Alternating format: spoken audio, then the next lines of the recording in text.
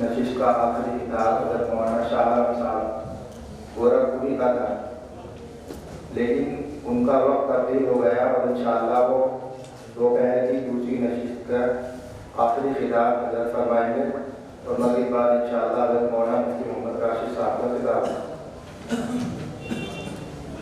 असल तो मेरा मुझे आप हज़रात के सामने अपना इब्तिदाई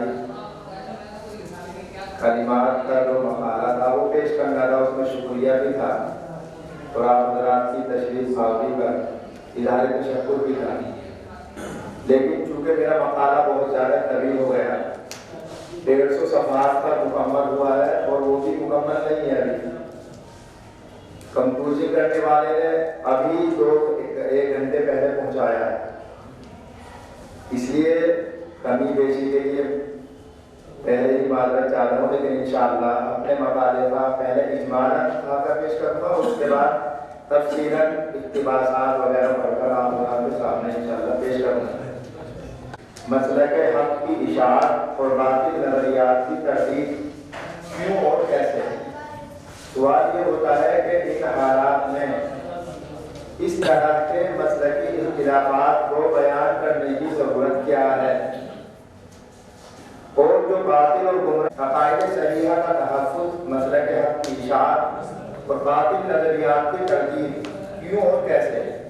बाद अहबाब ये सवाल करते हैं कि मुल्क के मौजूदा हालात के पेश नज़र इख्तिलाफी मसाइल को हवा देना, इख्तिलाफ और इंतशार की फ़ज़ा बनाना या रद्दियत के मौजू पर प्रोग्राम करना, ये उम्मत को गैर अहम मबाहिस में उलझाए रखना है जिसकी इस वक्त ज़रूरत नहीं है।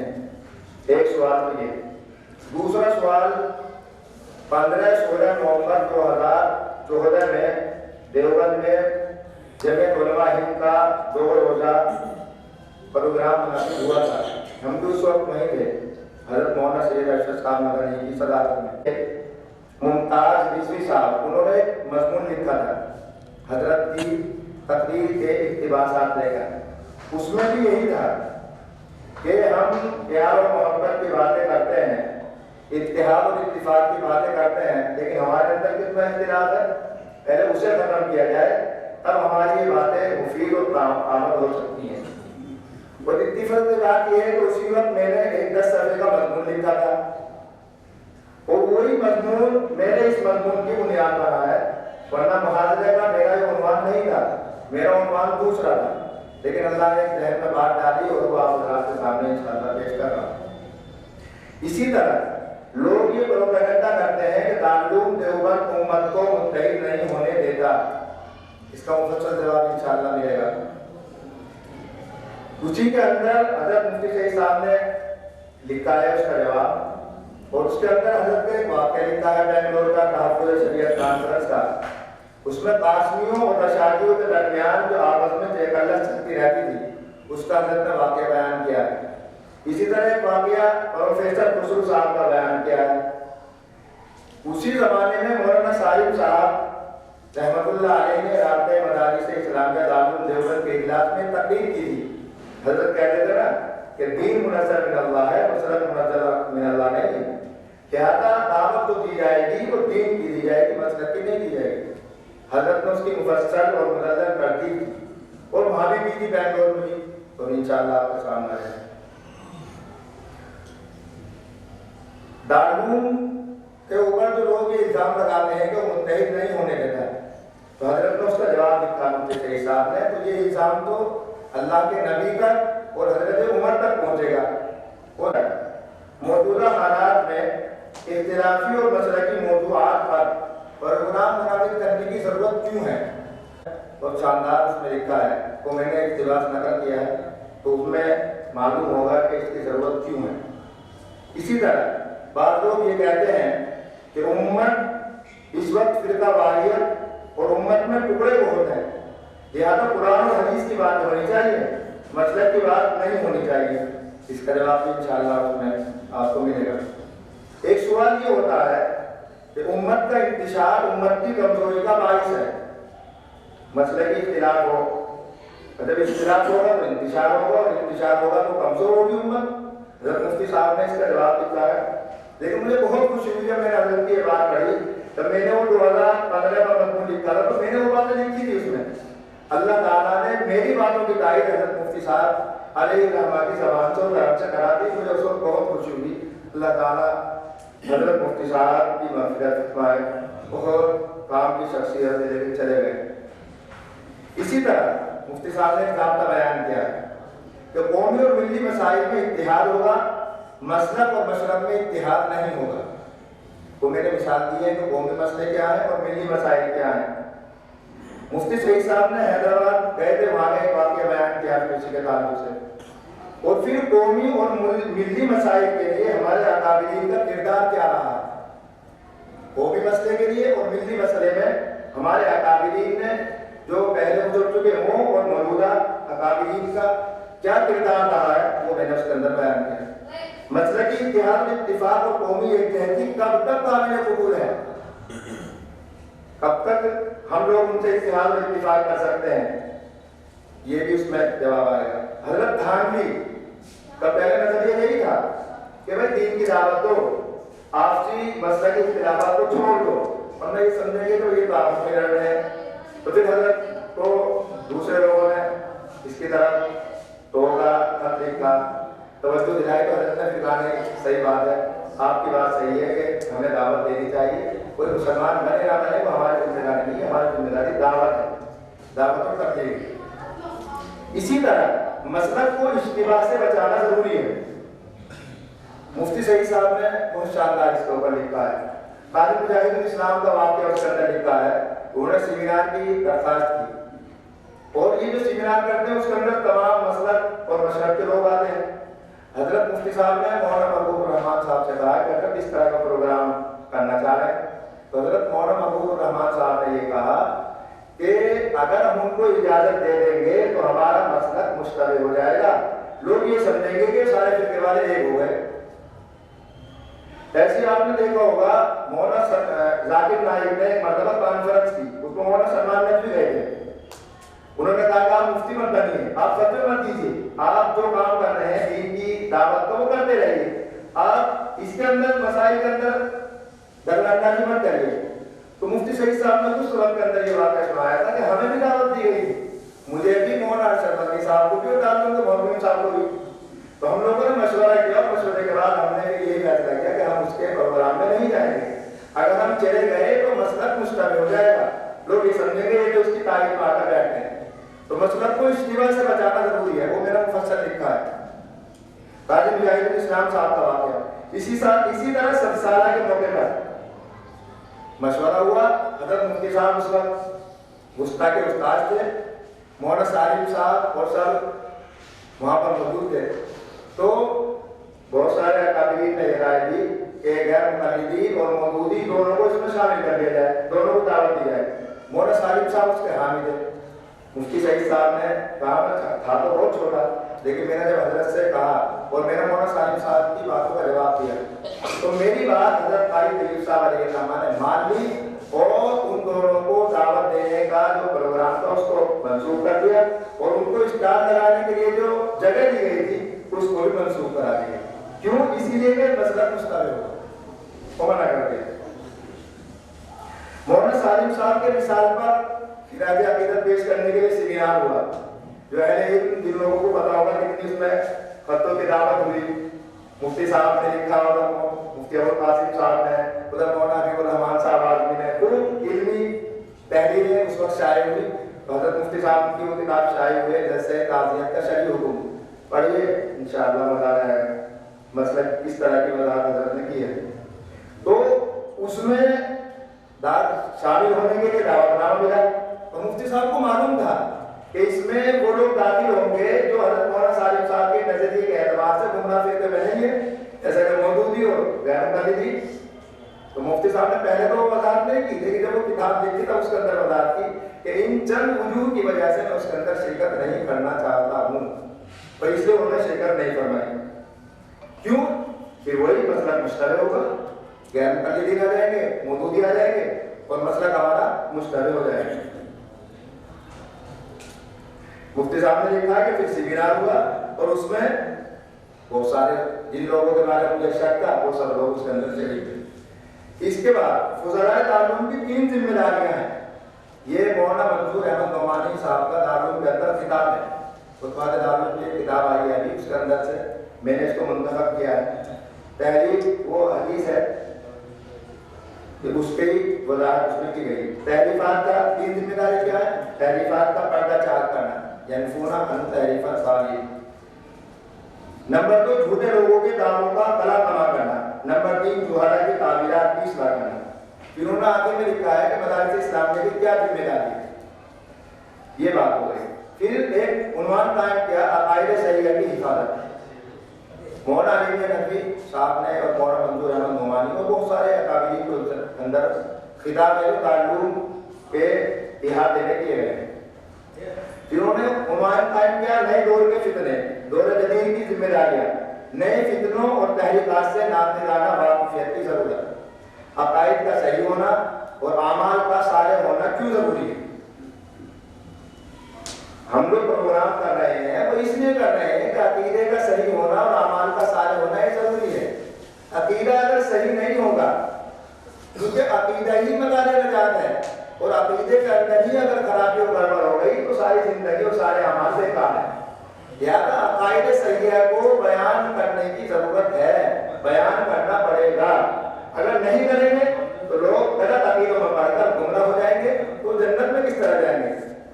تو نجات کے لیے صرف اپنے عمل کی اصلاح کافی نہیں ہے. مفتی شفیع صاحب کے حوالے سے میں نے لکھا ہے، ورثی کی تفسیر کے حوالے سے میں نے اس کے اندر مفصل لکھا ہے.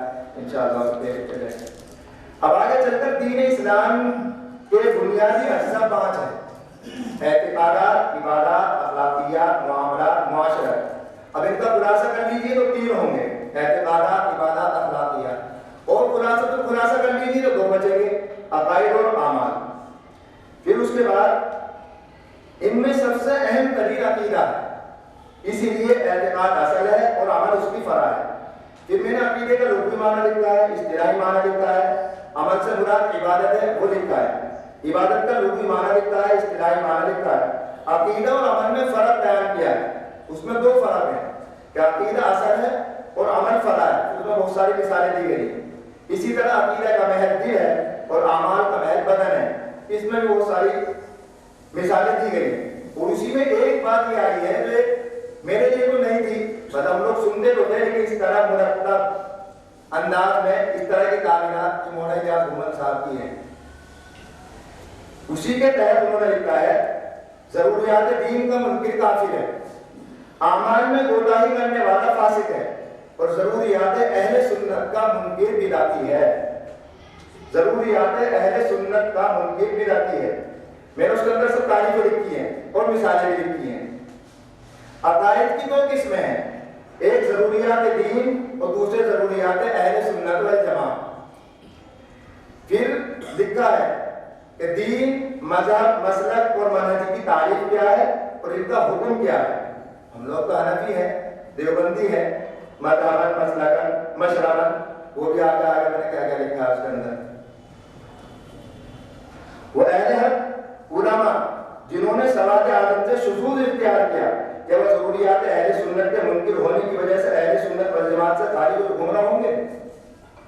ضروریات اہل سنت کے منکر کو بدعتی اور گمراہ کہا گیا ہے. علامہ ابن تیمیہ کو لے لیجیے، بہت سارے مسائل کے اندر انہوں نے شذوذ اختیار کیا ہے. کیا آپ انہیں گمراہ کہیں گے؟ کیا حکم لگائیں گے؟ وہ میرے عقیدۃ الطحاوی کے حوالے سے انشاءاللہ آپ دیکھیں گے، مفصل اس کے اندر لکھا ہے. عقائد کی اہمیت کے پیش نظر اکابرین نے امت نے عقائد پر مختلف کتب تصنیف کی ہیں. اس کے اندر بہت سارے عقائد آئے ہیں اور بہت ساری باتیں ایسی آئیں گی جو عقائد تو نہیں ہیں لیکن عقائد بنا کر پیش کیا جاتا ہے. جیسے اللہ کے نبی صلی اللہ علیہ وسلم کے والدین کا ایمان، بہت شاندار ہے جس کے اندر حضرت مولانا الیاس گھومن صاحب نے الفقہ الاکبر کی جو شرح کی ہے بہت شاندار لکھا ہے. آپ پڑھیں گے تو انشاءاللہ دل خوش ہو جائے گا. سارے کے سارے اعتراضات، سارے کے سارے شبہات انشاءاللہ اس کے اندر ختم ہو جائیں گے. وہ میں نے لکھا ہے اس کے اندر حاشیے میں اس بات کا. اس کا جواب عقیدۃ الطحاوی میں لکھا ہے. عقائد کی اہمیت کے پیش نظر ایمان والدین مصطفیٰ. عقائد کی اقسام اس کی 3 قسمیں بیان کی گئی ہیں، وہ ابھی میں بیان کرتا ہوں انشاءاللہ ایمان۔ پھر ہم جو عقیدہ لیتے ہیں وہ اسلاف والا عقیدہ لیتے ہیں، اور اس کو کیوں لیتے ہیں وہ اس کے اندر لکھا گیا ہے۔ اسلاف والے عقیدے کو ترجیح کیوں دیتے ہیں؟ اب عبادت کی 2 قسمیں ہیں، اس کے اندر آئے گا اسی کے ذہن میں، ایک عبادت تکلیفی، ایک عبادت تنزلی۔ عقائد میں بنیادی عقائد 3 ہیں، عبادت تنزلی اور تکلیفی آئے گا جو وہ ہے حیات النبی کا مسئلہ ہے، الانبیاء احیاء فی قبورہم یصلون۔ ہم کہتے ہیں نماز پڑھتے ہیں تو لوگ سوال کرتے ہیں کہ کس طرح کی نماز پڑھتے ہیں، کیسے کھڑے ہوں گے وہاں، رکوع سجدہ کیسے کریں گے؟ تو حضرت تھانوی نے بھی اس کی تقسیم کی ہے کہ عبادت کی 2 قسمیں ہیں، ایک عبادت تکلیفی ہے، ایک عبادت تنزلی ہے۔ وہ عبادت تنزلی ہے، عبادت تکلیفی نہیں ہے، مکلف والی نہیں۔ وہ میں نے اس کے اندر مثال بھی لکھی ہے اور تعریف کا انشاءاللہ اس کے اندر لکھی ہے۔ عقائد میں بنیادی عقائد 3 ہیں۔ اب دیکھیے عقائد کی کتنی تفصیل کے ساتھ وضاحت میں نے کی ہے، بہت سارے صفات کے اندر وہ تفصیل آئی ہے۔ عقائد میں بنیادی عقائد 3 ہیں۔ اب عقیدہ توحید کے متعلق 3 باتیں قابل فہم ہیں، توحید ذات، توحید صفات، توحید اسماء۔ اب اس کی بہت ساری جتنی بھی اس کے اندر قسم آ سکتی تھی، اس سب کی سب اس کے اندر شامل کر لی گئی۔ توحید کے لغوی معنی، اصطلاحی و شرعی معنی، توحید کی اقسام، یہ بہت اہم ہے۔ 6-7 حوالے دیے ہیں مولانا الیاس گھمن صاحب نے۔ مجھے جب میں مطالعہ کر رہا تھا تو کہیں پڑھ رہا ہوں توحید کی یہ 3 قسمیں ہیں، کہیں پڑھ رہا ہوں توحید کی 4 قسمیں ہیں، کہیں پڑھ رہا ہوں توحید کی یہ دوسری 3 قسمیں ہیں، تو بڑا خلجان سا تھا۔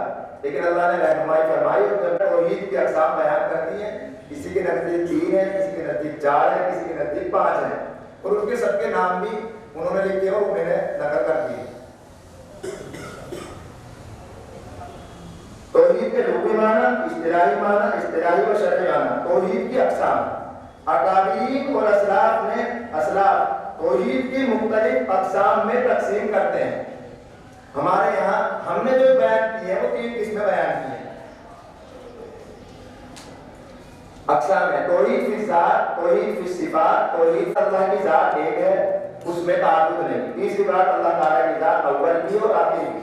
چوتھی بات اللہ تعالیٰ کی ذات قدیم ہے۔ پانچویں بات اللہ تعالیٰ بلا جسم، بلا جہت اور بلا مکان موجود ہے۔ یہ تو ذاتی بارے تعالیٰ کے متعلق تفسیر ہے۔ صفات باری تعالیٰ کے متعلق بہت لمبی تفسیر ہے۔ صفات کی 2 قسمیں ہیں، محکمات، متشابہات۔ پھر صفات محکمات کی 2 قسمیں ہیں، صفات ذاتیہ، صفات فعلیہ۔ صفات ذاتیہ 7 ہیں، حیات، علم، قدرت، ارادہ، سمع، بصر اور کلام۔ صفات فعلیہ کی بھی بہت ساری قسمیں ہیں، تخلیق، تنزیل، انشاء، ابداع، صنع۔ پھر تخلیق، انشاء، ابداع اور صنع میں کیا فرق ہے؟ اسی طرح احیاء، اماتت، انبات، ایحاء، اذلال، اعزاز، اذلال، اما، ارادہ وغیرہ، یہ قسمیں ہیں۔ اسی طرح صفات متشابہات کی بھی 2 قسمیں ہیں۔ پہلی قسم ہے غیر معلوم المعنی و غیر معلوم المراد، اور دوسری قسم ہے معلوم المعنی و غیر معلوم المراد۔ پھر صفات متشابہات کے بارے میں 4 موقف ہیں۔ پہلا موقف ہے متقدمین اہل سنت والجماعت کا، دوسرا موقف ہے متأخرین اہل سنت والجماعت کا، چوتھا موقف ہے معتزلہ کا، اور تیسرا موقف اور چوتھا موقف ہے غیر مقلدین کا۔ وہ میرا مفصل سب لکھا ہے۔ اسی طرح یہ تو ہوگی عقیدہ توحید کے متعلق، ذات باری، صفات باری اور اسماء باری تعالیٰ کے متعلق بھی پورا مفصل اس کے اندر لکھا ہے۔ اور دوسرا اہم عقیدہ تھا عقیدہ رسالت۔ عقیدہ رسالت میں سمجھنے کی 3 باتیں ہیں، ذات نبوت، وصف نبوت اور دلیل نبوت۔ پھر ان کے مثالیں بھی ہیں۔ اسی طرح تیسرا عقیدہ عقیدہ قیامت، اس میں بھی بنیادی طور پر سمجھنے کی 2 باتیں ہیں، قیامت صغریٰ اور قیامت کبریٰ۔ اب کہتے ہیں کہ عقیدہ توحید، عقیدہ رسالت اور عقیدہ قیامت میں سے اصل عقیدہ توحید ہے۔ ذات باری، صفات باری اور اسماء باری، اسی طرح نبوت و رسالت، عقیدہ قیامت اور اس کی قسمیں قیامت صغریٰ، قیامت کبریٰ، ملائکہ، یہ عقائد ہیں۔ آسمانی کتب و صحائف، صداقت حفاظت صداقت و حفاظت قرآن، صحابہ کرام سے متعلق عقائد، چونکہ عقائد اصل ہے اس لیے عقائد کی اجمالی فہرست پیش کر رہا ہوں کہ کیا کیا آتی ہے. تنقید سے بالاتر ہے، جنتی ہیں، امت کا افضل ترین طبقہ ہیں، ان کا اجماع معصوم ہے، ان سب پر سب و شرم حرام ہے. حب صحابہ و اہل بیت، مقام صحابہ عشرہ مبشرہ، دشمنان صحابہ سے برات، خلافت راشدہ و خلفائے راشدین، خلافت امیر معاویہ، حق حضرت حسین کے ساتھ، فسق یزید، مشاجرات صحابہ اخروی عذاب سے محفوظ ہیں. امہات المؤمنین سے متعلق عقائد، نبی کی بیوی خدائی انتخاب، نبی کی بیوی کی عفت، نبی کی بیویاں امت کی ماں، ان پر عدت وفات نہیں، ان سے امتی کا نکاح جائز نہیں. رسول کی اولاد، بیٹے، بیٹیاں، داماد، اہل بیت کا مفہوم. حضور کے والدین قریبین، ولایت سے متعلق عقائد، تصوف، بیعت اور اس کے اقسام، ولی کی تعریف، اولیاء اللہ کے کرامات، استدراج، اولیاء اللہ کا وسیلہ، جنات وغیرہ سے متعلق متقدمین ہو یا متأخرین ہو، جو عقائد ان کے اندر بیان کیے گئے ہیں، لکھے گئے ہیں، ان کو میں نے سب کو اس کے اندر شامل کر دیا ہے. اب عقائد چونکہ اصل ہے، عقائد صحیحہ اور اعمال صالحہ کو پرکھنے کا معیار کیا ہے؟ پتہ کیسے چلے گا کہ کون سا عقیدہ صحیح ہے، کون سا عمل درست ہے؟ تو اس کے لیے صراط مستقیم کو اپنانا پڑے گا. اب میں نے پھر صراط مستقیم کے معنی لکھے ہیں، صراط مستقیم کی علامت بیان کی ہے جو قرآن میں بھی ہے، اور صراط مستقیم کے معنی سورہ فاتحہ میں ہے، یہ ہے صراط مستقیم. اور اس کی جو علامت ہے اولئک الذین انعم اللہ علیہم من النبیین والصدیقین والشہداء، وہ سب علامت ہیں. اسی طرح صراط مستقیم پر چلنے والوں پر جو انعامات اللہ نے فرمائے وہ کیا ہے، وہ میں نے ان کے اس کے اندر بیان کیا. تو عقائد اہم ہیں، اصل ہیں، اصل الاصول ہیں. تو عقائد کو پرکھنے کا معیار کیا ہوگا، کسوٹی کیا ہوگی؟ تو صراط مستقیم ہوگی. تو صراط مستقیم کے معنی بیان کیے، صراط مستقیم کی علامت بیان کی ہے، اور صراط مستقیم پر چلنے والوں کو یہ جو انعامات ہیں وہ بیان کیے. پھر اس کے بعد صراط مستقیم اور راہ اعتدال ہی مسلک اہل سنت والجماعت ہے. ہم لوگ تو مسلک کیا ہے؟ حنفی ہیں. اسی طرح ہم لوگ اہل سنت والجماعت ہیں. تو صراط مستقیم اور اعتدال ہی مسلک اہل سنت والجماعت ہے. اہل سنت والجماعت کون ہے اور کیا ہے؟ میں نے بہت مفصل اور تفصیل کے ساتھ اس کو لکھا ہے، کیونکہ عام طور سے ہم لوگ کو ذوق بھی نہیں ہے اور پڑھتے بھی نہیں ہیں، تو اس کو مفصل لکھ دیا ہے. ہم اہل سنت والجماعت تو ہے، اس کا ماخذ کیا ہے، اس کے جو ترکیبی عناصر ہیں وہ کیا ہیں، وہ میں نے بہت تفصیل کے ساتھ اس کے اندر لکھا ہے. حکیم الاسلام کا اقتباس لکھا ہے، اور حضرت حکیم الاسلام نے جماعت حقہ کا یہ لقب جو اہل سنت والجماعت ہے، اس کو 3 حدیثوں اور 1 اثر صحابی سے ثابت کیا ہے. مسلک علماء دیوبند کا دینی رخ اور مسلک مثال. مفتی سعید صاحب کے حوالے سے اقتباس نقل کیا ہے. اہل سنت والجماعت کون ہے؟ مولانا ریاست علی صاحب بنوری، مولانا عبدالخالق صاحب سنبلی، مولانا جمیل احمد صاحب سکھوڑوی، حضرت گنگوئی اور دوسرا قابلین ہیں. ان کے اقتباسات میں نے نقل کیے کہ اہل سنت والجماعت کون ہے.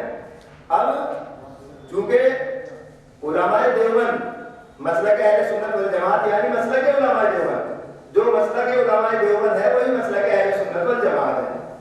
تو یہ اسی طرح جوڑ اور ترتیب میں نے یہاں پر جوڑنے کی اور ترتیب دینے کی کوشش کی ہے. اہل سنت والجماعت کون ہے؟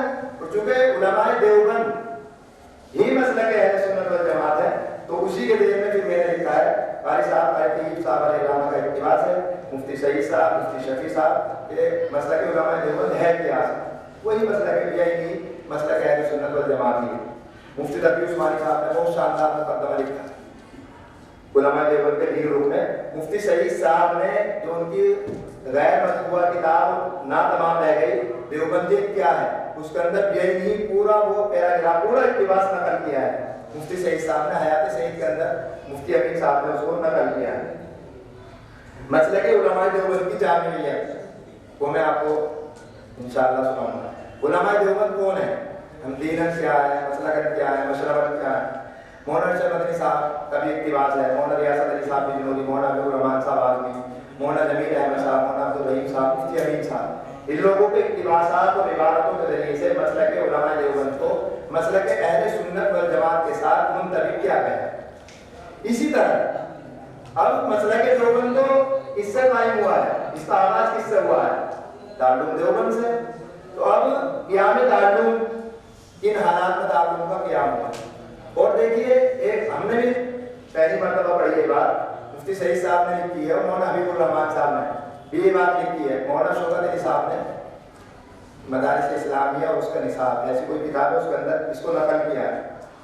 انہوں نے لکھا ہے کہ دارالعلوم مجدد ہے، اور مفتی سعید صاحب نے تو اور آگے بڑھ کر لکھا ہے کہ دارالعلوم، فضلائے دارالعلوم، ابنائے دارالعلوم اور جو بنیں گے آگے ابنائے دارالعلوم وہ سب کے سب مجدد ہیں، اور مجدد ہونے کے لیے فرد واحد ہونا ضروری نہیں ہے، ایک جماعت اور ادارہ بھی مجدد بن سکتا ہے۔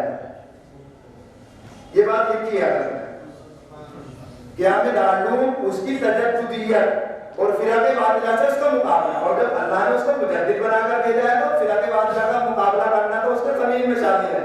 اور مفتی صحیح صاحب نے لکھا ہے کہ جب دارالعلوم قائم ہوا تو اس کو 5 فتنوں سے مقابلہ کرنا پڑا، اور میں نے آگے اور آ رہا ہے، اور فرق باطلہ سے اس کا مقابلہ۔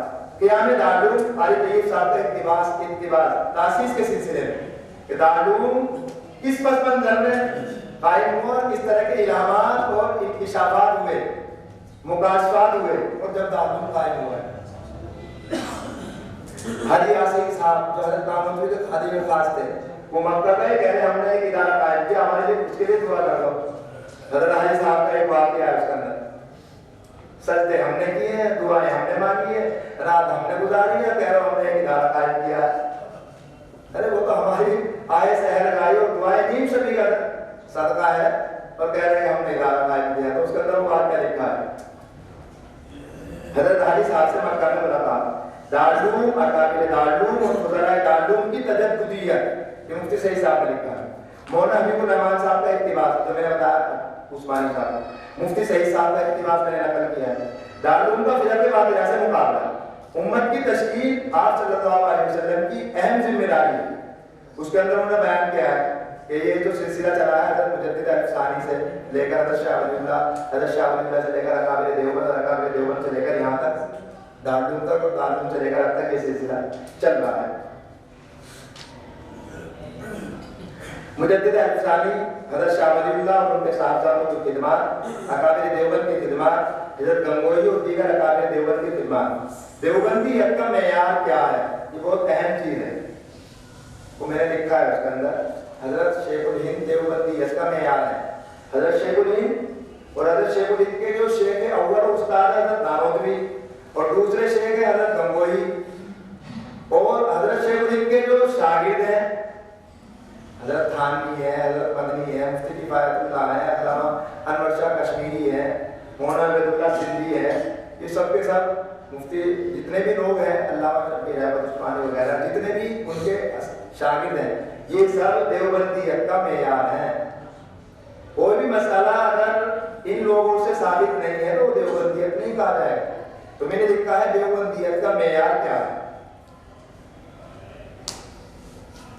فرق باطلہ کے رد میں حضرت شیخ الہند کا منہج و مزاج کیا ہے، چونکہ وہی معیار ہے، اور انہوں نے جنگ آزادی بھی لڑی، اتحاد امت کے داعی اور نقیب بھی تھے، لیکن جب فرق باطلہ کا مقابلہ کرنے کی ضرورت پڑی تو ادلہ کاملہ، ایضاح الادلہ جیسی کتاب لکھی۔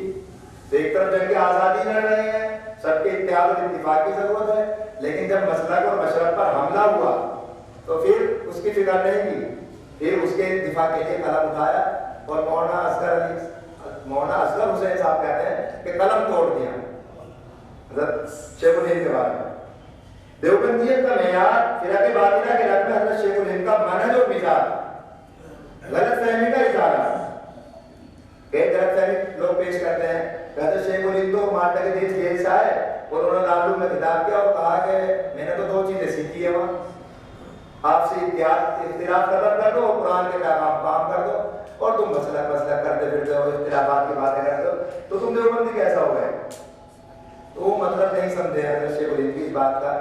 تو پھر میں نے لکھا ہے کہ استاد کی بات جتنا شاگرد سمجھتا ہے اتنا دوسرا نہیں سمجھ سکتا۔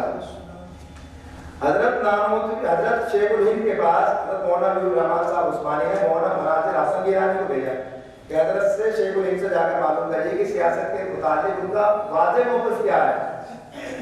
حضرت گئے, پیغام پہنچا دیا. حضرت غصے میں ان کا چہرہ متغیر ہو گیا. شیخ الہند کہ میں جانتا ہوں حضرت استاد نے اس ادارے کو کیوں قائم کیا تھا, اور آپ مجھ سے پوچھ رہے ہیں کہ آپ اپنا واضح موقف بیان کیجیے. میں نے اپنے لیے اس رات کو اختیار کر لیا ہے, اب جس کا جی چاہے جو چاہے رائے اختیار کرے. تم کہہ رہے کہ جو حضرت استاد کا مقصد اور منشا تھا وہ میں سمجھتا ہوں کہ دارالعلوم کو قائم کرنے کا ان کا مقصد کیا تھا. تو اسی طرح حضرت شیخ الہند کے جو شاگرد ہیں انہوں نے حضرت شیخ الہند کے مزاج اور منہج کو اور ذوق کو جو سمجھا ہے دوسرے نہیں سمجھ سکتے. اب ان کے شاگردوں کی کیا خدمات ہے فرقہ باطلہ کے رد میں, آپ وہ دیکھیں گے. میں نے ان کا تذکرہ بھی کیا ہے, اور جو کتابیں انہوں نے فرقہ باطلہ کے رد میں لکھی ہیں ان کو میں نے مفصل اس کے اندر درج کیا. تو جو غلط فہمی ہوتی ہے وہ غلط فہمی صحیح بات نہ سمجھنے کی وجہ سے غلط فہمی ہوتی ہے. فرقہ باطلہ کے رد میں شیخ الاسلام کا کردار بہت اہم کردار ہے. علامہ کشمیری کا کردار ختم نبوت تو اہم موضوع تھا حضرت کا, اور حضرت شیخ مدنی کا وہ جو حسام الحرمین لکھی تھی مولانا احمد رضا صاحب نے, اس کا جو جواب لکھوایا اس پہ کتنے لوگوں کی تصدیقات, علماء اہل مصر کی, علماء مدینہ کی, علماء ہند کی, بہت ساری تصدیقات اس کے اندر حضرت نے لکھوائی تھی. حضرت کی کوشش ہو گئی. اسی طرح مولانا احمد علی لاہوری, حضرت حکیم الاسلام قاری طیب صاحب کی جو خدمات ہیں, فدائے ملت مولانا اسد مدنی صاحب کی خدمات, اسی طرح مولانا ارشد مدنی صاحب, مفتی ابوالقاسم صاحب جو اس وقت محتمی ہیں. دولت یہ تو یہ ہو گئی. اب جو بات تھی چلیے تو آ جائے گی وقت ہے. اب میں نے آخر میں دور حاضر کے فتنوں کا سرد باب کیوں اور کیسے, یہ بہت اہم ہے. 10 باتیں اس کے اندر بیان کی گئی, وہ انشاءاللہ میں آپ کے سامنے پیش کروں گا. اس کے متعلق 5 باتیں ہیں, اور فتنوں کے سرد باب کے متعلق 5 باتیں ہیں, کل یہ 10 باتیں ہیں. پھر آخر میں حضرت مفتی سعید احمد صاحب پالن پوری علیہ الرحمہ کے شاگردوں سے مفتی امین صاحب نے ایک اہم گزارش کی ہے, اور پھر ایک امر منکر پر نکیر کے عنوان سے میں نے ایک پیراگراف قائم کیا ہے. تو حضرت کا کی گزارش کا خلاصہ یہ تھا کہ کبھی بھی امر منکر پر سمجھوتا مت کرنا. اگر کہیں بھی امر منکر دکھائی دے تو فوراً اس کی تردید کرنا. اور حضرت مفتی صاحب بھی کیا کرتے تھے, وہ کسی سے نہ روک کھاتے تھے اور نہ کسی سے ڈرتے تھے. جو بات انہیں کہنی ہے وہ کہتے تھے, اور جو کہہ دیا اس پر عمل بھی کرتے تھے, اور آخر تک اس پر اللہ نے ان کو قائم بھی رکھا, اور اسی طرح وہ دنیا سے چلے گئے. تو اہم گزارش ہے. اس کے بعد امر منکر پر نہی. اب میں آپ کو ایک وہ تو سنائی دیتا ہوں. حضرت تھانوی علیہ الرحمہ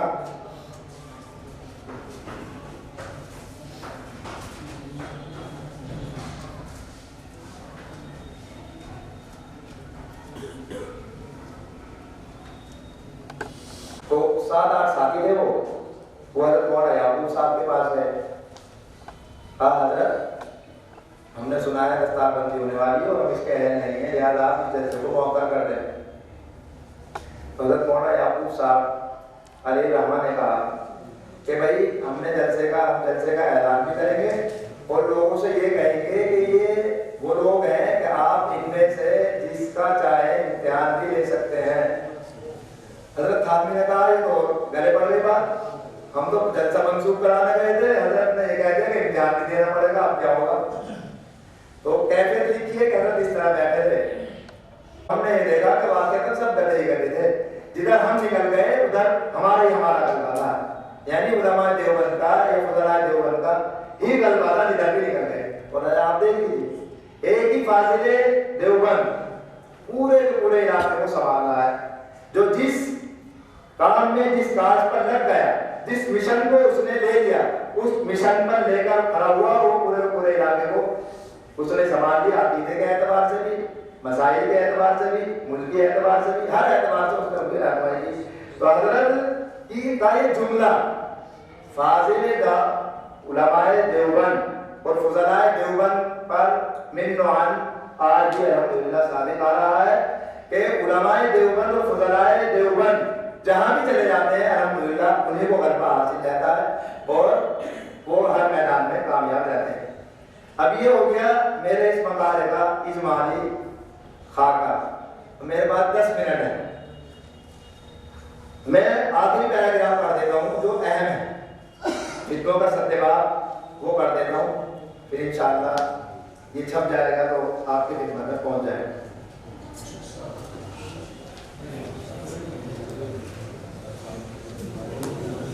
میں نے اس کے اندر پہلے کوئی 5 باتیں بیان کی ہیں۔ 5 باتوں میں پہلی بات ہے دین کے بنیادی اجزاء 5 ہیں، وہ میں بیان کر چکا ہوں۔ نمبر 2، دین کا دشمن ہمارا دشمن ہے۔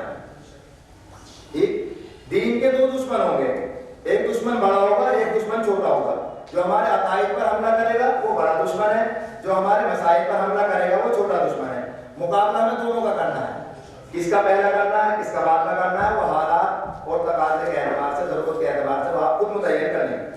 نمبر 3، ایک ہے ذات اور مضل ہونا، ایک ہے ذات اور مضل ہونا۔ ذات کہتے ہیں گمراہ اور ذات کہتے ہیں نقصان پہنچانے والا۔ بہت سی مرتبہ ایسا ہوگا کہ انسان گمراہی میں تو بہت بڑا ہے لیکن ذات ہونے میں وہ چھوٹا ہے۔ مثلا فرض کر لیجئے کہ آپ کے محلے میں کوئی عیسائی ہے، وہ مسلمان نہیں ہے، ایمان کے اعتبار سے بہت بڑا گمراہ ہے، لیکن وہ آپ کو، آپ کے مسلک کو، آپ کے مشرق کو، آپ کے دین کو تکلیف نقصان نہیں پہنچا رہا، تو وہ ذات ہونے میں تو بہت بڑا ہے لیکن ذات ہونے میں وہ چھوٹا ہے۔ ایک آپ کا نمازی ہے، 5 وقت نماز پڑھنے والا، تہجد گزار، وہ کیا ہے؟ گمراہ ہونے میں تو چھوٹا ہے اس لیے مسلمان ہے، لیکن ذات ہونے میں بڑا ہے کہ ہر ٹائم امام کے پیچھے پڑا ہے یا مقتدی کے پیچھے پڑا رہے گا۔ ہمیں نہیں کہتے ہو زور سے، رفع دین نہیں کرتے ہو، پیر چوڑا کے کھڑے نہیں ہوتے ہو، تو یہ کیا ہے؟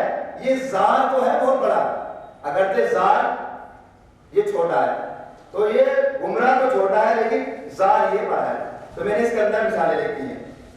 اسی طرح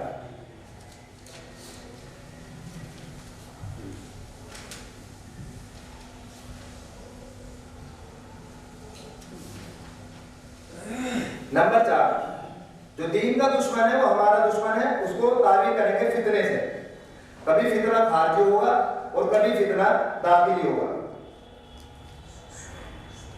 یہ فتنہ کبھی خارجی ہوگا اور کبھی داخلی ہوگا، یہ فتنہ کبھی مسلمان نہیں ہوگا لیکن حملہ آور ہوگا، کبھی یہ فتنہ مسلمان ہوگا لیکن اس کے بعد نظریات کافرانہ تو نہیں البتہ مبتدعانہ ہوں گے، اس کی بعد دعوت کا وہ بہت غلط ہوگا۔ خارجی فتنے کا مقابلہ کرتے ہوئے داخلی فتنے کو نظر انداز نہیں کرنا ہے۔ مثال کے طور پر میں نے ایک مثال دی ہے، آپ کے محلے میں ایک گھر میں آگ لگ گئی، آپ کو بجھانے کی تو فکر میں ہے کہ کہیں ہمارے گھر میں نہ لگ جائے، اور آپ کے گھر میں جو چولہا جل رہا ہے اس میں جو انگارہ ہے اس کو بجھانے کی فکر نہیں ہے، تو اس کی تو فکر ہے خارجی آگ بجھانے کی، اور داخلی جو آگ ہے اس کو بجھانے کی فکر نہیں ہے۔ اسی طرح ہم خارجی فتنے کے تو دفاع میں لگ گئے اور داخلی فتنے کو ہم نے نظر انداز کر دیا، تو ہمیں یہ نہیں کرنا ہے۔ یہ میں نے مثال دی ہے اس کے اندر۔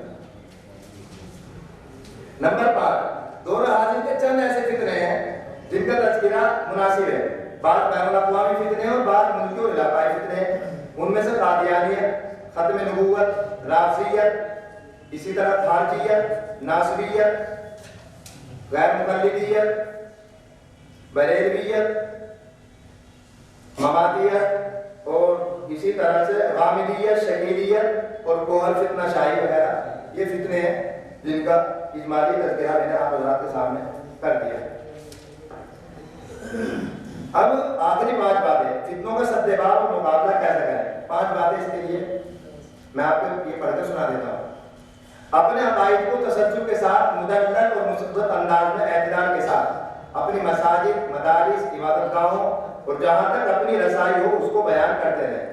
ہمارے یہاں عموماً غلط فہمی یہ ہوتی ہے کہ ہم ختم نبوت کا مسئلہ وہاں بیان کریں گے جہاں قادیانیت بالوں پر نکالے گی، صحابہ کرام اہل بیت کا تذکرہ وہاں شروع کریں گے جہاں رافضیت پیر پھیلانے لگے گی، عصمت انبیاء کی بات وہاں چھیڑیں گے جہاں موجودیت پنجے گاڑ رہی ہوگی، ہم اجتہاد و تقلید کی بات جب کریں گے جب غیر مقلدیت فضا کو خراب کرے گی، حیات النبی کی بات اس وقت کریں گے جب مماتیت کی بو شروع ہو جائے گی۔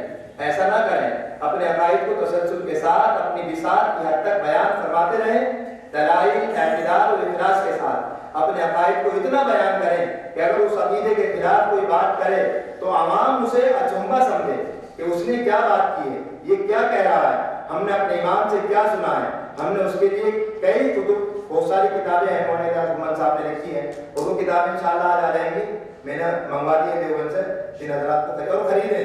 مولانا اعجاز محمد صاحب کی کتابیں تو آپ خریدیں ہی، انشاءاللہ بہت نفع ہوگا۔ اسی طرح اپنے عقائد دلائل کے ساتھ بیان کریں، اس وقت اپنی مساجد میں بیان کریں، جمعے میں بیان کریں، عیدین میں بیان کریں، یا جہاں بھی موقع ملے وہ بیان کریں۔ اور یہ دیکھیں نمبر 2 کہ آپ کے علاقے کا جو فتنہ ہے وہ کیسا ہے، زبان کا فتنہ ہے، قلم کا فتنہ ہے، یا میڈیا کا فتنہ ہے۔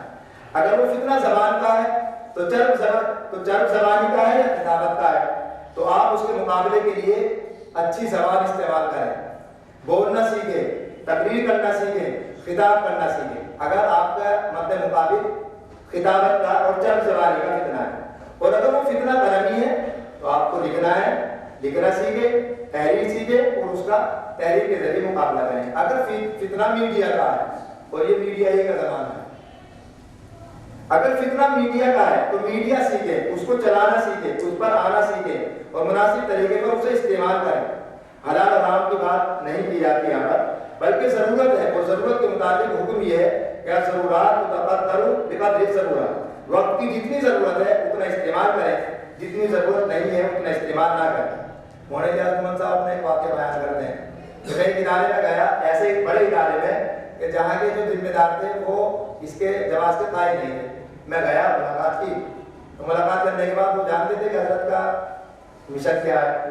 کہنے لگے کہ آپ کو عوامیت کے خلاف کام کرنا چاہیے۔ تو مولانا اعجاز محمد صاحب کہتے ہیں کہ میں نے ان سے بطور مذاق، یہ مطلب انجانا بن کر یہ کہا کہ حضرت کون ہے، یہ کیا فتنہ ہے، مجھے تو اس کے بارے میں معلوم نہیں ہے، آپ نے کہاں سے سنا ہے، کہاں سے دیکھا ہے، کہاں پڑھا ہے، کہ آپ نے اس کی کوئی تقریر سنی ہے، کوئی ویڈیو دیکھی ہے، آپ کو کیسے علم ہوا؟ کہنے لگا میں نے ان کی کلپ سنی ہے، ان کی ویڈیو دیکھی ہے، اور یہ تو بہت گمراہ کن فرقہ ہے، آپ کو اس کا مقابلہ کرنا چاہیے۔ تو پھر حضرت نے کہا کہ دیکھیے حضرت وہ میڈیا پر بیٹھ کر بولتا ہے اور میڈیا کے ذریعے اپنی گمراہی پھیلا رہا ہے۔ اب آپ مجھے یہ بتائیے کہ میں آپ کے پاس بیٹھ کر اس کی بات کا جواب دوں گا تو اس کی بات کا رد کیسے ہوگا؟ لہٰذا مجھے بھی میڈیا پر آنا پڑے گا، اور اس کا آپ قائل نہیں ہے، تو بتائیے پھر کام ہوگا کیسے؟ تو پھر وہ بیچارے خاموش ہو گئے۔ ضرورت ہے، لیکن ہم لوگوں نے ضرورت کے غلط استعمال کی وجہ سے لوگوں کے سامنے بہت عجیب سا لگنے لگا کہ اگر بناتے ہیں یا کوئی ضرورت کا کام ہے اس کو بھی آپ پرمیشن لینے چلے جائیے۔ جو پرمیشن کی شرائط ہے اس میں ایک شرط یہ ہے کہ آپ کو پورے پروگرام کی ویڈیوگرافی کرا کر دینی پڑے گی۔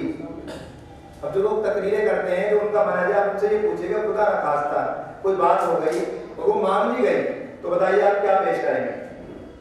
تو بہت سی جگہ مجبور، اب کیمرے لگاتے ہیں لوگ، ویڈیو بنانا تو ناجائز ہے، ویڈیو دیکھنا جائز ہے، نہیں دیکھتے، سب دیکھتے ہیں، موبائل میں کون نہیں دیکھتا، فیس بک پہ بھی دیکھتے ہیں، ویسے ویڈیو بھی دیکھتے ہیں، وہ بھی دیکھتے ہیں۔ خیر یہ اپنے یہ مستحب سی مسئلہ ہے، اور اس کے جب کسی مسئلے کے اندر اختلاف ہو جاتا ہے تو اس کے اندر صفت آ جاتی ہے۔ ہم لوگ بالکل یہ نہیں کہ نہیں بالکل جائز اور شرعہ بناتے ہوئے نہیں، ضرورت کے لیے آپ بنائیے، استعمال کیجیے، آپ کو جیسی ضرورت ہے، ہماری ضرورت ہے اس لیے آپ اس کو ریکارڈ کر رہے ہیں، ریکارڈ کرنے کے بعد ہم دوسروں تک اس کو پہنچائیں۔ تو یہ میڈیا کا فتنہ، اس کو استعمال کریں لیکن صحیح طریقے سے کریں۔ پھر ایک بات انہوں نے سنایا قادیانیت کے تعلق سے، مرزا مسرور جو تھا تو اس کو وہاں سے بھگا دیا گیا، وہ مفتی صحیح صاحب نے لکھا، تو وہاں جانے کے بعد دیکھو انہوں نے لکھا ہے جب قادیانیت کو غیر مسلم قرار دیا گیا تو قادیانی کے چہرے اور جانشین مرزا مسرور نے دوڑ لگائی اور اس نے انگلینڈ میں بیان دیا، اس نے چینل قائم کیا اور کہا کہ مولویوں تم نے مجھے یہاں سے نکال دیا ملک سے میرے، اب میں تمہارے بیڈ روموں میں داخل ہو گیا ہوں، یہاں سے نکال کر دکھاؤ۔ مقصد یہ تھا کہ میرا جسم تو وہاں سے نکل گیا مگر میری گفتگو ہر انسان کے بیڈ روم تک پہنچا دی گئی ہے۔ دشمن اپنی بات پہنچا رہا ہے تو ہم کیوں نہیں پہنچا رہے ہیں؟ میڈیا کا استعمال مناسب کریں، غلط اور فضول نہ کریں۔ میں 2015 میں امتحان دینے کے لیے گیا تھا مدینہ یونیورسٹی، اتفاق سے مولانا اعجاز محمد صاحب سے ملاقات ہو گئی۔ مولانا نے خود مجھے بتایا اور مولانا کو اپنی تقریر میں ہی بیان کرتے ہیں کہ میرے پاس مفتی سعید احمد صاحب کا فون آیا امریکہ سے، اور حضرت نے کہا کہ بھائی میں سعید احمد بول رہا ہوں۔ مولانا نے کہا حضرت میں پہچانا نہیں، تعلق کرا نہیں کہ سعید احمد दारुल देवबंद और मैं इस वक्त अमेरिका से बोल रहा हूँ और मैंने आपका शुक्रिया अदा करने के लिए फ़ोन किया है कि आपने, आपके बयानात ने, आपकी किताबों ने, आपकी कैसेटों ने हमारे लोगों को बचा लिया, उनके अकीदों को बचा लिया, उनके ईमान को बचा लिया। अगर आपकी ये वीडियो या ये कैसेटें या आपकी किताबें न पहुँचती तो गुमराह हो जाती, इसलिए मैंने आपका शुक्रिया अदा करने के लिए फ़ोन किया। फिर उन्होंने बताया कि मुफ्ती अबुल कासिम साहब नौमानी दाम बरकातहू, वो भी उस वक्त उम्रा करने गए तो पहले भी मुलाकात हुई। कहने लगे हज़रत मोहम्मद साहब ने मुझे अपना मोबाइल निकाल कर दिखाया कि देखो तुम्हारी सब कितनी सारी किताबें मेरे पास हैं, कितने सारे तुम्हारी ये सब चीज़ें हैं तो मैं देखता हूँ और सुनता हूँ। तो मीडिया के जरिए या जो इस वक्त का फितना है, आप हर आदमी के पास मोबाइल है, हमारा साहब को रात का भी पड़ता है, नाम रख दिया, कहाँ से रखा, नेट पर देख लिया, ये मौलवी ये सब बेकार है, 10 साल लगा कर आए, ये कहाँ से देखा, ये नेट पर देख लिया, ये यूट्यूब पर देख लिया। अगर उलमाए हम के बयानात वहाँ पर नहीं होंगे, वो बातें वहाँ पर नहीं पहुँचेंगी, तो ये बताइए कि हमारे सही अकीदे वाले लोग जिनका ताल्लुक उलमा से नहीं है, उनकी फिक्रें भी और उनके अकीदे भी खराब हो रहे हैं। तो इसलिए जैसी जरूरत है वैसा उसको इस्तेमाल किया जाए। अगर आपको फितनों का सत्यानाश करना है तो हर शख्स की आवाज पर लब्बैक ना कहें। कोई भी कह दे, कोई गुमराह आदमी कोई बात कह दे और आप उसकी बात में वाह वाह कर दें। अब जैसा आजकल चल रहा है मौलाना सलमान नकवी साहब का, पहले बहुत अच्छे थे, अल्लाह ने पता नहीं कौन से रास्ते पर डाल दिया। अब अगर वो कोई सही बात भी करेंगे तो उनकी वो भी कोई नहीं सुनता है।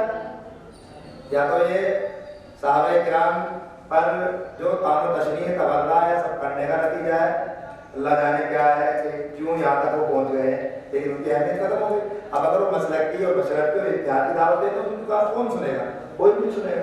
तो हर किसी की बात पर लब्बैक ना कहा, जो जिस मौजू का माहिर है, जिस फन का माहिर है, उसी की बात को सुना जाए। मौलाना लियाज़ साहब ने लिखा है, उन्होंने एक वाक़या लिखा है कि दो लोग मेरे पास आए, गैर मुक़ल्लिदीन थे, नमाज का वक्त हो गया, बातचीत कोई मशवरा करना था, नमाज का वक्त हो गया। मैंने कहा भाई आप नमाज यहाँ पढ़िए, मैं नमाज मस्जिद में पढ़ूंगा, इसलिए कि मेरी नमाज तुम्हारे पीछे, तुम्हारी नमाज मेरे पीछे नहीं होगी। बात साफ है। उन्होंने कहा जी आज आप पहले आदमी हैं जिन्होंने इतनी साफ बात कही है, चलिए हम आपके पीछे नमाज पढ़ते हैं। वो पढ़ ली हो गई बात। मौलाना ने लिखा है अक़ीदतुत तहवी की जो शरह, अक़ीदतुत तहवी की शरह में लिखा है या फ़िक़्हुल अकबर की शरह में पूरा मुफस्सल ये मज़मून लिखा है कि नमाज किसके पीछे पढ़ना जायज़ है, किसके पीछे पढ़ना जायज़ नहीं। आप आम मुफ्तियों से फतवा ले लें तो थोड़ा हिचकिचाएंगे, पढ़ सकते हो, एहतियात करें, ये करें। लेकिन जो इस फन का माहिर है, जिसको इनकी सब चीज़ों का इल्म है, इनके अकायद और नज़रियात से वाकिफ़ है, वो कहेंगे कि पीछे नमाज होगी ही नहीं। क्यों? इसलिए कि वो उस फन का माहिर है, उसे उस फन के या उस गुमराह फिरके के तमाम उसूल और तमाम के तमाम अकायद, तमाम के तमाम नज़रियात उसके सामने हैं। तो उन्होंने वो लिखा, मैंने उसको भी नकल किया है कि इनके पीछे नमाज उनके बहुत सारे अकाबिरीन के मैंने हवाले उसके अंदर उन्होंने नकल किए, वो मैंने हाथ के अंदर नकल कर दिए। तो इसलिए हर किसी की बात पर लब्बैक ना कहा जाए, जो जिस फन का माहिर है उस फन वाले की बात पर अमल किया जाए, बल्कि बातों पर अमल लोगों पर अमल न किया जाए। वो मैंने लिखा भी है। अब 5 की बात, मेरा टाइम हो गया है 5 जो अकायद हमारे अहले सुन्नत से चले आ रहे हैं।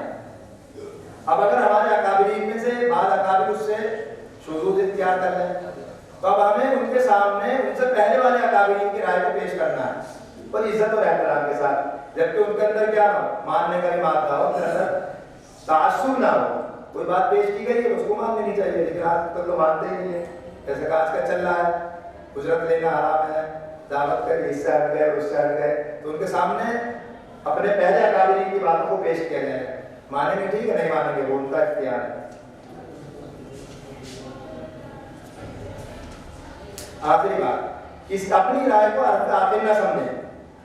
आपने कोई राय कायम की है, किसी भी आपकी राय किसी फितने के बारे में हो या कोई फिक्री राय हो, ये हद आखिर नहीं है। दलाइल के साथ हम इस नतीजे पर पहुंचे हैं, ये तो हमारा अकीदा है। हम दलाइल के साथ इस अकीदे नजरिए पर पहुंचे हैं, जो गलत भी हो सकता है, ठीक भी हो सकता है। जब आप ये जब जहन बना लेंगे तो आपके अंदर से शिद्दत खत्म हो जाएगी, उलझने खत्म हो जाएगी, टकराव खत्म हो जाएगी। लिहाजा مذکورہ تمام فتنے جتنے بھی فرقے بیان کیے گئے ہیں ان کا مطلب یہ نہیں ہے کہ سارے کے سارے کافر ہیں. بعض ضال اور مضل ہونے میں بڑے ہیں جیسے قادیانیت، رافضیت. بعض ایسے ہیں کہ ضال اور مضل ہونے میں چھوٹے ہیں لیکن ضرر اور نقصان میں بہت آگے ہیں. ہم انہیں نظر انداز نہیں کر سکتے ہیں. تو یہ چند باتیں تھیں جو مختصراً اور اجمالاً میں نے آپ حضرات کے سامنے بیان کر دی ہیں. انشاءاللہ جب کتاب چھپ کر آ جائے گی تو پورا یہ موضوع انشاءاللہ آپ پڑھیں گے. آئیے صحیحہ اور اسی طرح ہے ان کی ترتیب کی بھی ضرورت ہے. لہٰذا اللہ تعالیٰ سے دعا کریں کہ اللہ تعالیٰ اور اسی طرح مزید ہم لوگوں کو کام کرنے کی توفیق عطا فرمائے. لیکن افسوس بہت ہوا ہے ہم لوگوں نے جس ٹائم ٹیبل کے اعتبار سے نظام الاوقات کے اعتبار سے پروگرام کرنے کی کوشش کی تھی وہ نہیں کر پائے. ہم تو تیار تھے، سامعین تھوڑے دیر سے آئے ہیں اور اتنے سارے علماء میں کچھ 50-60 علماء نے اندراج کرایا ہے. ہم لوگ مقصد 200 روپے کا یہ نہیں تھا کہ ہم لوگوں کو پیسے کمانے ہیں، مقصد صرف یہ تھا کہ اہمیت بتانی ہے. اور انشاءاللہ یہ پروگرام ایسا ہے اور آئندہ اس سے اور اچھا کرنے کی کوشش کریں گے. جو محاضرے آپ کے سامنے آ گئے یہ بھی کل تک آئے ہیں. 20,000 صفحات کی فوٹو کاپی ہوئی ہے. 20,000 صفحات صرف 6 مقالے ہیں. میرا مقالہ ہوتا تو 15,000 اور 20,000 تو اکیلے یہ ہو جاتا. اسی طرح اور مقالے کچھ نے لکھ لے کچھ اس کو پیش کر دیں گے.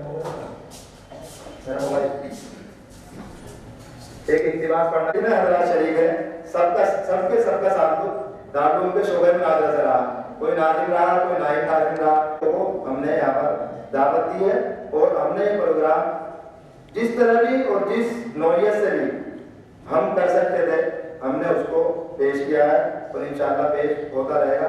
مولانا شاہ عالم صاحب آئیں گے اور کل انشاءاللہ حضرت مفتی صاحب نے 11 بجے کا وقت دیا ہے. 11 بجے کا امید یہ ہے کہ 11:30 تک آ جائیں گے. بقیہ محاضرے تو یہی ہوں گے مفتی رفاقت صاحب کا اور حضرت مولوی صاحب کا جو پروگرام ہوگا تو انشاءاللہ نیچے ہوگا. میں پھیلاؤ تبلیغی، جماؤ معاشرتی، بچاؤ افتائی و قضائی، چڑھاؤ ریاضت و سپاہیگیری، ضبط نفس تربیتی، مدافعات مجاہداتی اور دعوت بین الاقوامی ہے. اسے نقل کو عقل کے لباس میں پیش کرنے کا فکر حکمت ولی اللہ سے ملا ہے. اصول دین کو معقول سے محسوس بنا کر دکھانے کا فکر حکمت قاسمیہ سے ملا ہے. فروع دین میں رسوخ و استحکام پیدا کرنے کا جذبہ کتب گنگوہی سے ملا ہے. سلوک میں عاشقانہ جذبات و اخلاق کا والیانہ جوش و خروش کتب عالم حضرت حاجی امداد اللہ قدس سرہ سے ملا ہے. اور تصوف کے ساتھ اتباع سنت کا شوق و ذوق حضرت مجدد الفسانی اور سید الشہداء رائے بریلوی سے ملا ہے. علماء دیوبند کا یہی وہ جامع مسلک اور طریق عمل ہے جس سے اس جماعت کا مزاج جامع بنا اور اس میں جامعیت کے ساتھ اعتدال قائم ہوا. حضرت قائد کی صاحب نے یہ بات لکھا ہے. اسی طرح علماء دیوبند دین المسلم، فرقۃ اہل سنت والجماعت، مذہباً حنفی، کلاماً ماتریدی و اشعری، مشرباً صوفی، سلوکاً چشتی بلکہ جامع سلاسل، فکراً ولی اللہ، اصولاً قاسمی، فروعاً رشیدی، بیاناً یعقوبی اور نسبتاً دیوبندی ہیں. اور ہمارا تعارف ہم دیناً کیا ہے؟ مسلمان ہیں. مذہباً کیا ہے؟ مسلکاً اور منہجاً دیوبندی. مسلمان ہیں، مسلم ہیں، اہل سنت والجماعت ہیں، مذہب ہے. سننے سے زیادہ توفیق عطا فرمائے. اس کو جو ہے وہ اللہ تعالیٰ سے درد لگا اس طرح مفتی رسالت حسین صاحب کا ہے اور مغرب بعد مفتی ابو امامہ صاحب قاسمی ہمارے درسی ساتھی ہیں شعبہ مناظرے کے لیے. ان کا بعد نماز مغرب محاضرہ ہوگا انشاءاللہ. یہ پروگرام بہت مفید اور کارآمد ثابت ہوگا. اب میں جن محاضر کو دعوت دینے جا رہا ہوں یقیناً بہت سے لوگ متعارف بھی ہوں گے اور جو متعارف نہیں ہیں میں حضرت کا مختصر تعارف کرا دیتا ہوں. یہ جو پروگرام ہے یہ جو اس کی شکل و صورت یا انتظام اور انصرام ہے یہ ہم لوگوں نے 2018 میں پہلی مرتبہ مشورہ کیا حضرت مولانا سہیب صاحب نے، میں نے مفتی رسالت صاحب نے، کیونکہ ہم لوگ شعبہ مناظرے میں رہے ہیں، میں بھی شعبہ مناظرے کا ایک سال ناظم رہا، مجھ سے پہلے مفتی رسالت صاحب رہے، اس سے پہلے مفتی نظام الدین رہے، اس سے پہلے مولانا سہیب صاحب رہے. تو ہم لوگوں کا چونکہ شعبہ مناظرے کا تعلق تھا اور ایک ذوق تھا. اور آپ ایک میری کتاب ہے قربانی کے متعلق غیر مقلدین کا نقطہ ہے، وہ نیچے رکھی ہے، وہ انشاءاللہ مل جائے گی. دورے کے سال میں ہی میں نے اس کو مرتب کیا تھا. تو بہت سارے اکابرین کی تقریرات ہیں جو ابھی دنیا سے جا چکے ہیں، بہت سارے حیات ہیں، وہ انشاءاللہ آپ کو ملے گی. اصل میرا موضوع تو توسل تھا، اس کا مسودہ میرے پاس رکھا ہے. اب اصل تو مجھے اسے مرتب کرنا تھا، لیکن میرے ذہن میں اللہ نے دوسرا موضوع ڈال دیا تو ایک دوسری کتاب. تو یہ 3 کتابیں انشاءاللہ عید کے بعد ہو جائیں گی. اس کے علاوہ جیسے بھی اللہ کی توفیق رہے گی کام بڑھتا رہے گا. مشورہ ہوا اور مشورے کے بعد ہم لوگوں نے پہلے 1.5 دن کا پروگرام کیا تھا، وہ بھی اسی نوعیت کا رہا.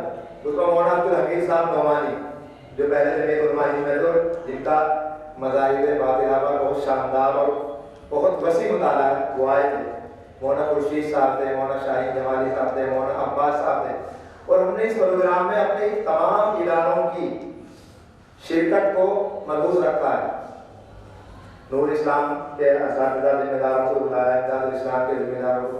ہم نے نوبت اور محمودیہ سے بلایا تھا مفتی محمود صاحب کو، مفتی معراج صاحب کو. اور لوگوں سے چونکہ میں واقف نہیں تھا اس لیے انہیں نہیں بلا لگا. اور جب مشورہ ہوا اس مشورے میں جو لوگ شریک تھے بہت سارے حضرات تھے، انہوں نے جن کے لیے مقالے متعین کر دیے وہ ان کو دے دیے گئے. تو الحمدللہ ہم نے تمام لوگوں کو اس میں شریک کرنے کی کوشش کی ہے اور ہمارا یہ مقصد بھی ہے. ہم لوگ چاہتے ہیں کہ سب کام کریں. آپ اگر کام کر رہے ہیں تو میں آپ سے آگے بڑھ کر کام کرنے کی کوشش کروں گا. ہمیں آپ آپس میں ایک دوسرے کا رفیق بننا ہے. ہم تو چاہتے ہیں آپ کریے، ہم کوشش کریں گے انشاءاللہ ہم آپ سے اچھا کریں گے. ہم اچھا کر رہے ہیں، آپ اس سے اچھی کوشش کیجیے گا. تو اسی طرح آپ اگر تقابل و تنافس کریں گے تبھی ہم لوگ کام کر سکتے ہیں.